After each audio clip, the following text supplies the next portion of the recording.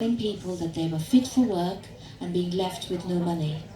We asked them in 2011 how many people had died just within 6 weeks, not 6 weeks and a day or 6 months or whatever, just within 6 weeks of being told you were fit for work and left with no money, how many people were dead? And under a Freedom of Information request, they had to respond. And they gave us a figure, and I'd really like to know from you guys if you've got an estimate of what they would have actually admitted to in 10 months of the year, so not even a whole year, in 2011. How many people do you think they admitted had died? Anyone with an estimate? 2,000. Anyone else? Okay, their figure was 10,600. That figure is seared into my brain. 10,600 disabled people, all dead within 6 weeks of being told they were fit for work and left with no money. I'd been a campaigner before, but that really ramped up my campaigning because I suddenly realized that there was a genocide happening right under our noses, in plain sight, and it wasn't being reported. Nobody knew, and somebody had to tell the truth. And I knew that fact, and I had to come and speak and tell people.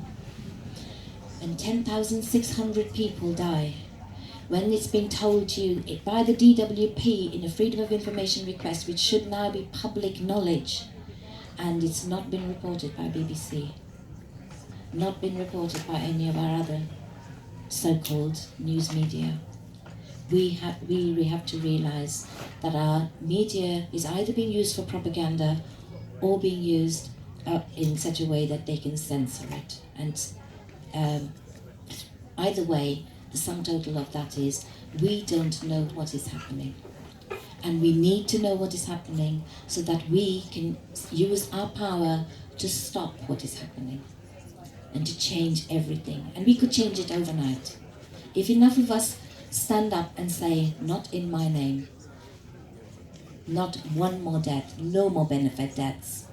This is intolerable, this is unconscionable. And every one of us has the right, the duty and the obligation to do so.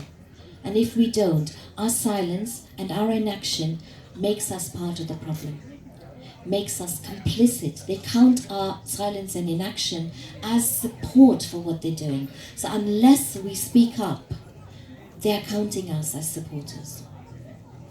So if you don't support it, we have to say, not in my name, this stops now. Lobby our MPs, go in there, go to their surgeries, go to Parliament, keep asking the question again and again and again. And it doesn't matter whether they're Conservatives, it doesn't matter whether they actually vote for all these things. They are there as your MP. And as your MP, they have to represent you. And as your MP, they are answerable to you. So hold them to account. Don't let them get away with it. Don't say this is what our party believes in. I don't care what your party believes in. I care about the people that you are killing. Okay, and we have the right to do that.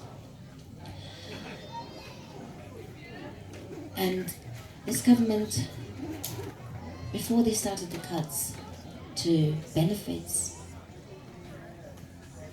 it was so calculated, so carefully planned out. They first cut the support to legal aid and the CAB and all the local support services and charities that were being funded by local governments. They cut all their grants, they cut all their support, so that when they started hitting people, people had nowhere to turn to, nowhere to ask for help, nowhere to fight for their human rights, nowhere to say to somebody, look what is happening to me. Look what is happening to my relative. They had nowhere to turn to. So the other direct action we all need to do is to become the creators of community.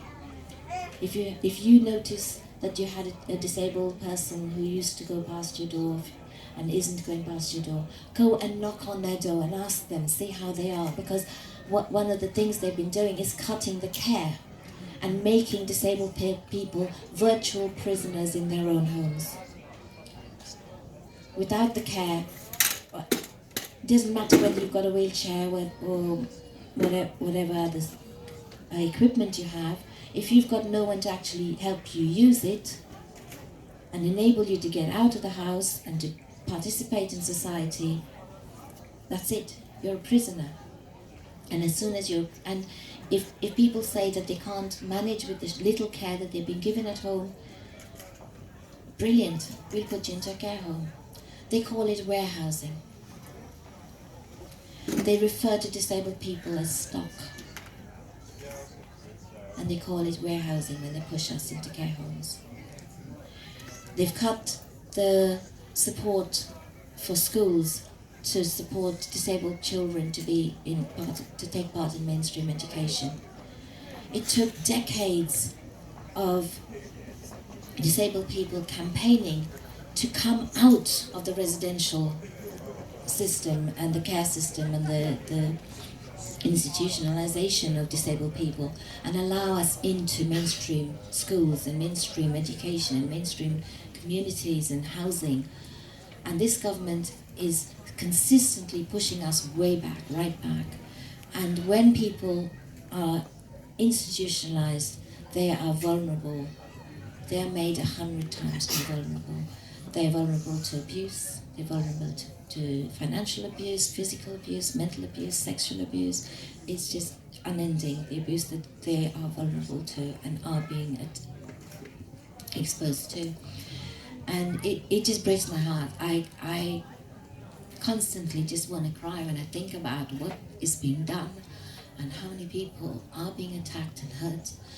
And we need to actually allow our hearts to feel that, because we can't, as soon as we cut off and think, oh, it's too much, it's too painful, then we're allowing that pain to be inflicted on someone else. We have to feel that pain so that we can personally stand up and say, no more, I can't take it, this stops, this has to stop. Have to feel that pain. Open your hearts and don't feel, I can't take this, I can't feel this pain. Feel the pain, let the tears flow, speak through those tears. Yeah, but keep speaking, keep acting until we change this. I made a couple of notes. Let me just check that there's anything else I want to tell you about. 1 second.